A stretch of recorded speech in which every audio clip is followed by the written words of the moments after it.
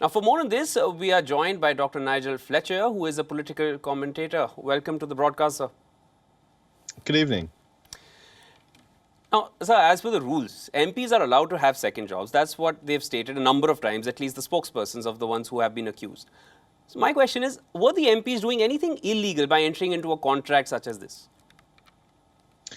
No, and I think what's important is you quoted there Sir Graham Brady saying that he made clear to them that he wouldn't be able to advocate on behalf of this fictitious business interest, and that's where I think the subtlety in the rules is that there is a clear ban on MPs lobbying on behalf of commercial interests.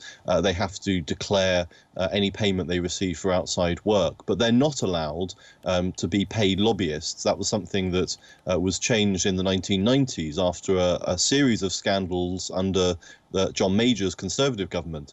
And so there is a prohibition on MPs acting as paid lobbyists in that sense. But I think what's difficult here, and why I think Labour are highlighting the fact that the rules perhaps need to be tightened up, is that it was quite clear from the approaches that were made to these MPs that they were being asked for political advice, to act as political consultants, and some of them obviously saying that they could tell them who to approach in government, using their expertise in politics to assist the commercial interests of this company. And that really is a bit of a grey area.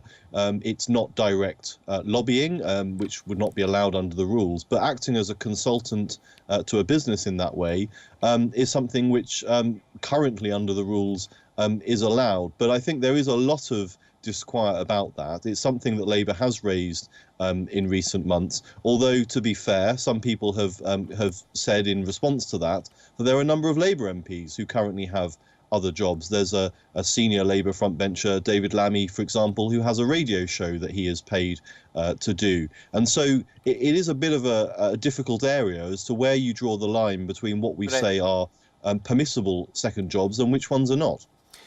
Mr. Fletcher, just how desperate are they to earn an extra sum? And I want to ask this question in the light of the fact that they were willing to join a fake South Korean firm at a time when the Home Office has asked MPs to be wary of foreign interference. Well, that's a very interesting point you make, that this does demonstrate that these kind of sting operations seem to be much easier nowadays with the advent of Zoom and video conferencing. In the past, we have seen similar scandals like this before. MPs have been caught in stings like this, but they've always been sort of hidden camera footage where they've had meetings with people which have been secretly recorded. These were Zoom conversations that seem to have been recorded. And so, as you say, there is perhaps also an issue here about security. They managed to get some fairly senior MPs to talk about their business interests for a fake company. So I think that is another part of this which perhaps needs to be looked at.